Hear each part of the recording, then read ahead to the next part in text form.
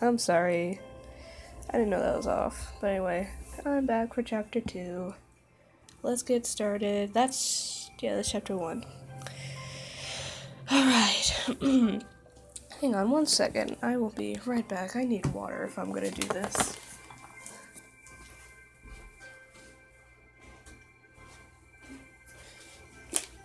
Alright, I grabbed my water. I'm not gonna die. Okay, let me move cords. Okay, let me take a swig of water. Much better. I actually haven't read chapter 2 yet. I've listened to the audiobook, but I haven't read it, so this will be an experience. Alright, well, if we're all ready, here we go. Chapter 2, Equestrian Wasteland. What world would you live in? Already messed up. Out here in the real world, blood flows like a pony. Blood flows. It did? That's cool. Nothingness. My first several seconds outside were a heart-bursting eternity of hoof-pounding terror. The story had been right. All that was outside was a great black nothingness. It surrounded me, suffocating. If I had been able to draw breath, I would have screamed. And then my eyes started to adjust to the darkness. I began to calm, gasping, feeling weak. And not just a little foolish. In my defense, I never experienced night before. Not really. Sure, I'd always turned off the lights before curling into bed, but the darkness was small, confined to my little room, and there was always a glow from under the door. The hallway lights of the stable were eternal. This was different. The cold air, quite unlike anything within the stable, tickled my coat and chilled my skin beneath. More water, excuse me. Sorry about that. It bore smells that were dank and rotting, dusty and alien. I could hear sounds of night insects, creaking of wood, and far-off shot? I don't know what that is. But I was struck more by what I couldn't hear. The constant low hum of the stable generators and ever-present high whine of the lights were gone. So powerful in their absence that I mistook the outside as silent. Excuse me.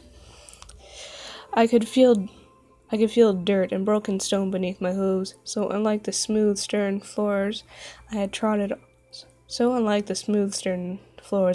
all my life. And though I could not see much so far, I could see further than I had ever seen before. There were no more walls to mark the end of the room. I stared into the horizon. I stared into a horizontal I don't know, please help me. That stretched out from me in every direction. An entirely new panic began to form within me. My hind legs went out from under me, and I sat, stunned. I turned my gaze to the ground, beneath me, thanks to not only from...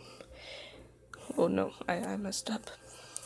I turned my gaze to the ground, breathing deeply, thanks to not only for holding me up, but to being visually endpoint. Being a visual endpoint. Then I made the mistake of looking up into the sky. The absolute endless upness of it set my head spinning and my stomach lurching. Great masses of clouds rolled over most of the sky, but there were gaps through which soft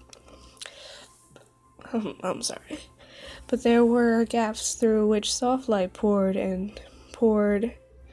and through those I could see the up went on forever. Insanely, I thought of the clouds as a great net made to catch me if I fell from the earth and into the yawning gulf above. But if I'd slipped through the holes, I would just fall forever. I'm sorry, that was really bad. I need more water. Much better. Let me try that again. No. Oh. I clenched my eyes shut and tried to keep from vomiting. The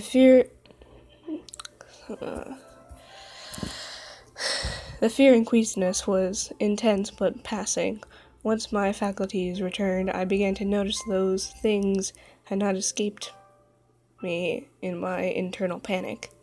The surrounding terrain was becoming evident.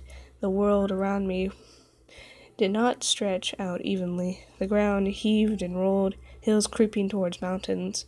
The earth was punctured by up-thrusting black fingers of long dead trees. Along distant hilltops, I could see the swaying leaf-surrounded branches of healthier woods, but the living trees near Stable 2 were few, scattered and sickly. The second I noticed that my Pip-Boy was flashing with a hostile alert, the map marker was already beginning to do its work on my new and unfamiliar surroundings, and to my surprise, I had already pulled up the label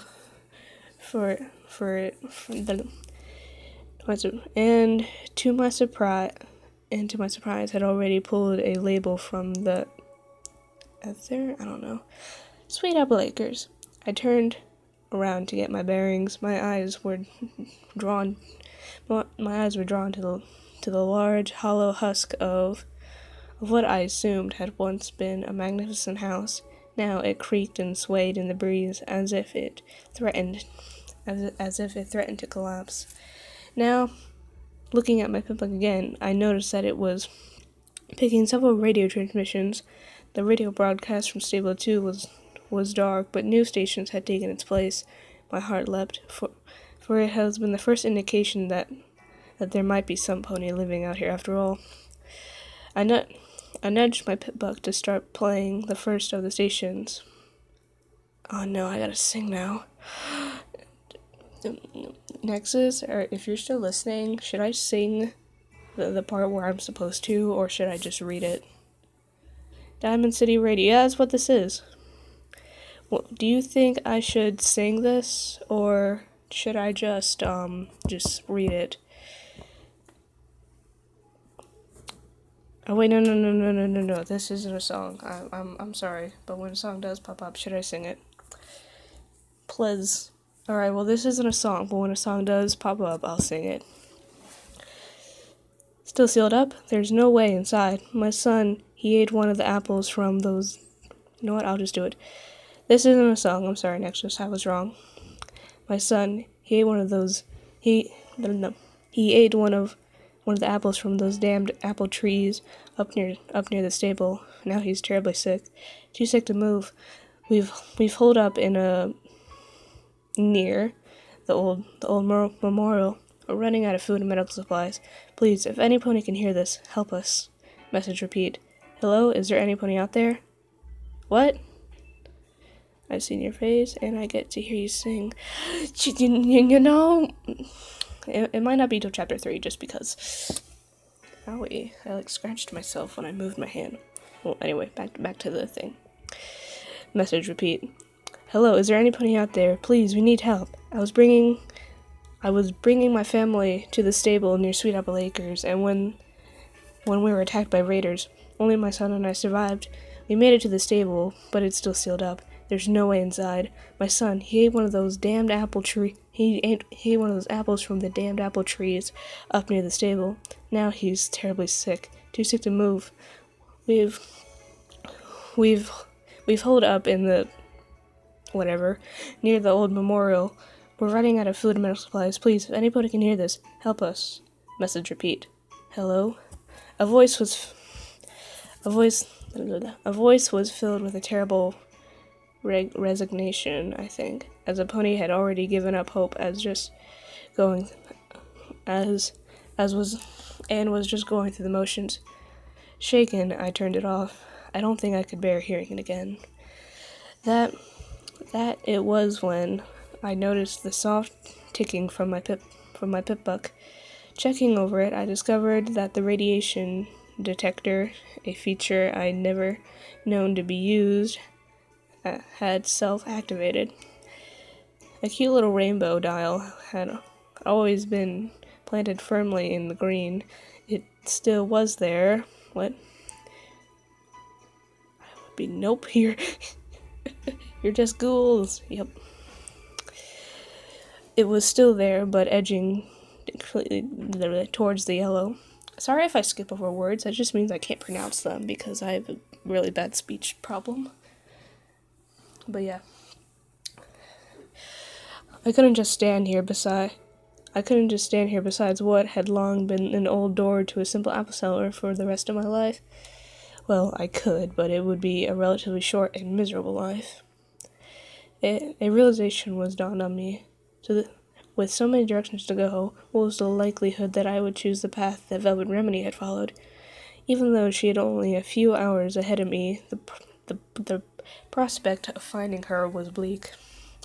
But I had to start somewhere, and the best chance was to get up high and look around.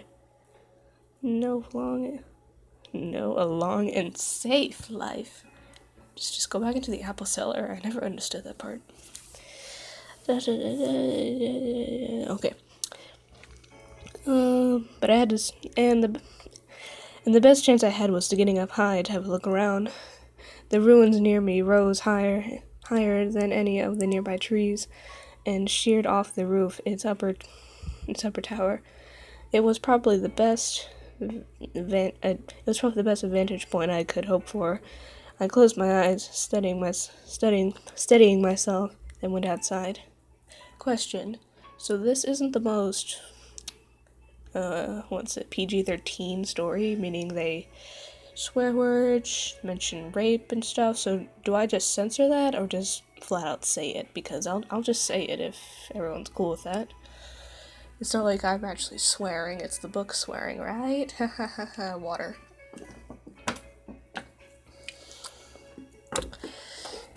I think I should just flat out say them if it's not a big deal to me, just saying. Well, I'm gonna start. What was left of Sweet Apple Acres building provided proof sturdier than it ever looked or sounded. It was also almost barren. Anything of value had survived. Your decision. If you think your channel is more, I'd say I'm trying to appeal to around my age group, like 13 through 17, hopefully, depending. I don't think kids would watch me. I hope not. But yeah, anyway, where was I? Something about a barn.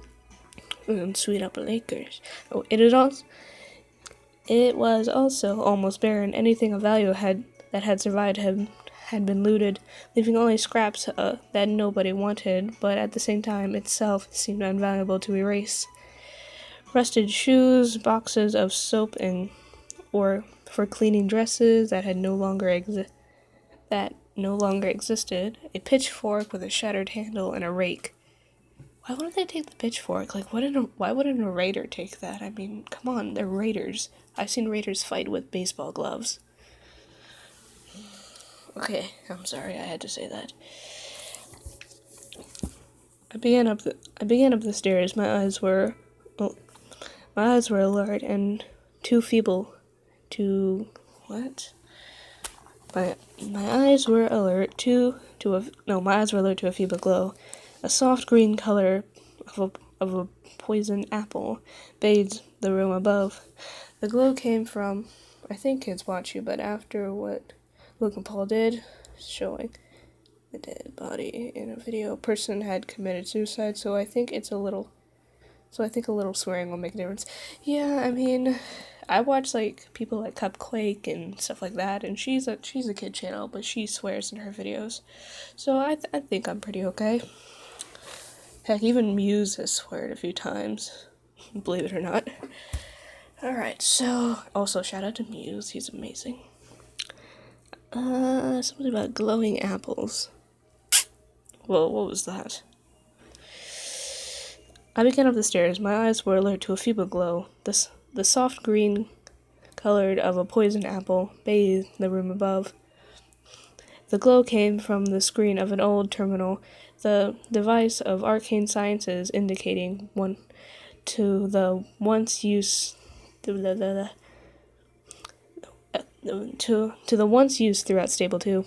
It seemed miraculous that it still worked and after centuries on the outside. When Stable Tech built something, they built it to last. Also, Stable Tech is Vault Tech, and Stables are Vaults. So if no one got that, then there you go. Water! I'm pausing a lot more in this chapter than I did in the other. But okay. Where was I? Curiously, curiosity lured me to it, and my wonder was quickly replaced with understanding. It was no coincidence that this particular terminal was live, for on it was a fresh message. To anybody who left the Stable 2 in search of me, please go home. I'm doing what I have to. The Overmare understands, and even though Vault-Tec was a cheap company and wouldn't be a long-term talk about, yeah.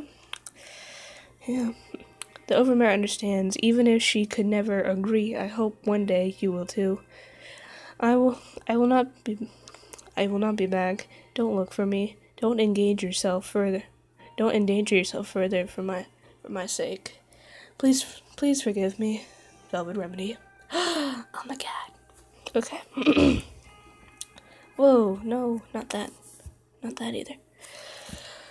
I searched the terminal for more, but all other messages were ancient and corrupted, save for one.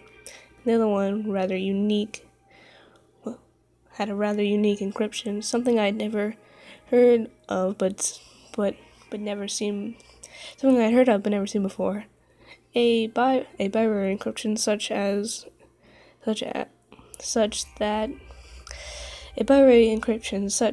that in order to decrypt it, I would first have to download the message into my pipbook from both terminals which had been used to send it, and one upon which was received. Having nothing better to do with the vast amount of storage in my pipbook. Ow! It just pulled skin off me. That was not okay. Ow! I'm sorry. Having nothing better to do with the vast amount of storage in my pipbook, what amount of storage my pipbook was capable of, I downloaded it. In reality, I knew that the chance that I would come across the opinion. You know, I didn't ask for your opinion. I'm sorry. Across the compassion, I don't know. I can't read. It's 11 o'clock. I'm sorry. Terminal. Much less that it would be functional, were overwhelmingly against me. Nor did I have any reason to believe the message, centuries old, would have anything significant.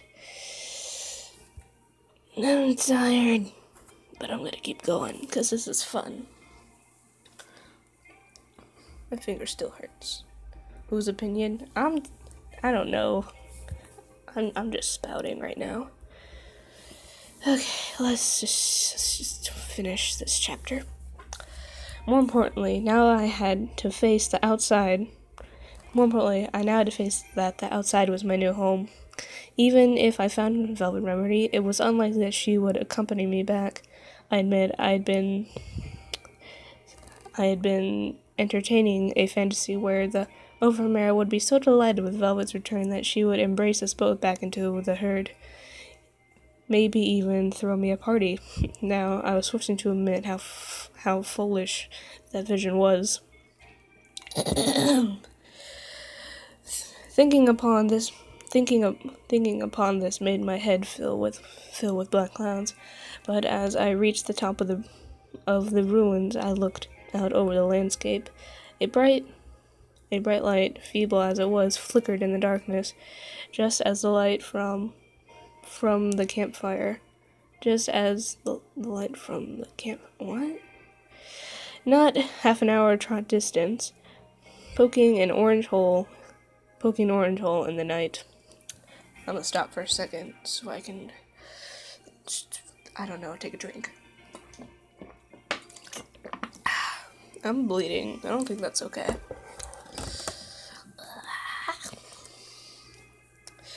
I think... Okay, so this is where, like, the swearing and the violence starts getting into, like, everything. If you don't like swearing and you don't like death, then leave. But otherwise, stick around because this is cool. Hang on, let me see how much longer we've got in this chapter. I'll keep going. I don't mind. Alright. Where was I? As I approached the circle of firelight, I knew something was off. Something about the dusty... What? I love death. Me too. Something about the way the dusty unicorn... I think that's beige. I don't know.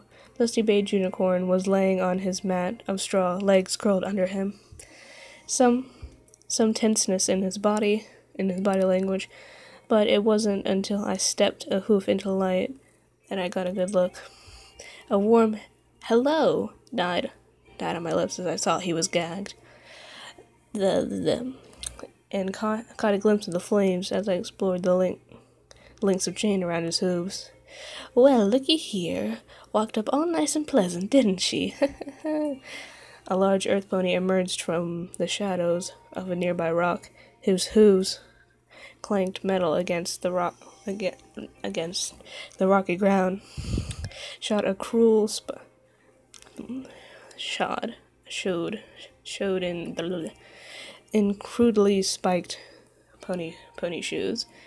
Two more ponies slid out from hiding in the opposite sides. Another earth pony holding a shovel whose blade had been sharpened. The other unicorn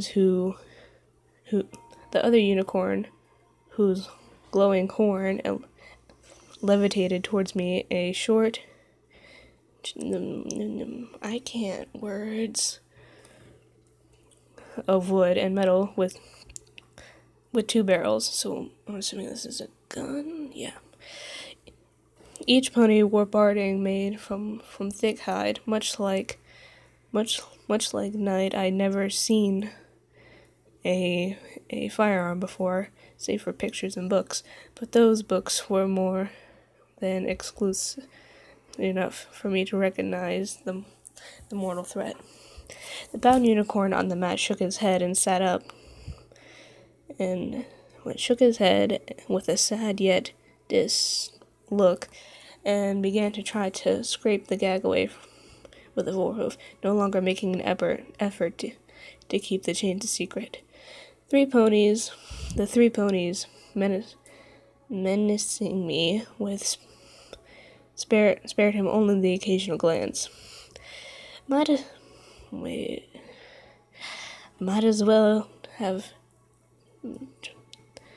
Wait, hang on. Might as well have... I don't know, yourself upon us, said the gun-wielding unicorn, snickering, then added to me, "You wouldn't mind, would you?" Laughter. "Another unicorn, too. She'll fetch a pretty price, this one." Fetch a price for what? And from whom? The one who was holding the shovel spear in his mouth mumbled something incomprehensible. Then, apparently deciding the gun was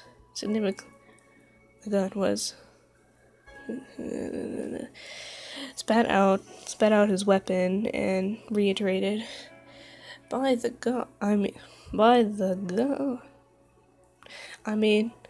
look at her. I think she's taken a bath.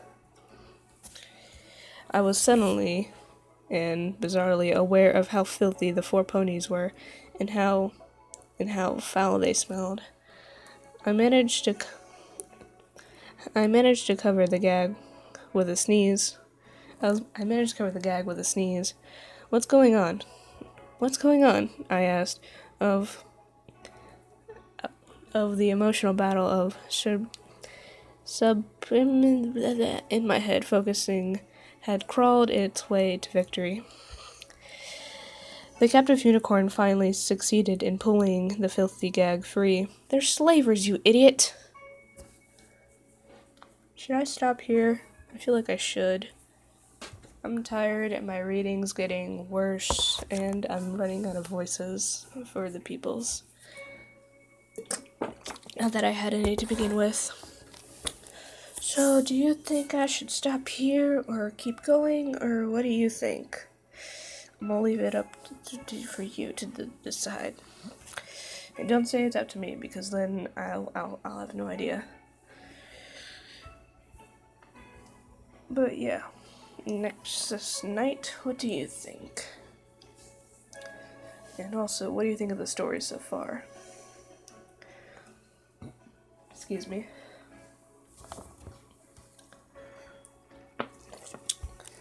Next night, I need help, because I don't know what I'm doing.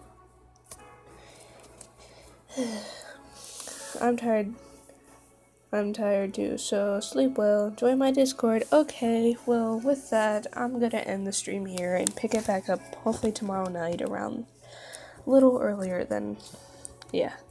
Anyway, bye-bye, hope you enjoyed the story.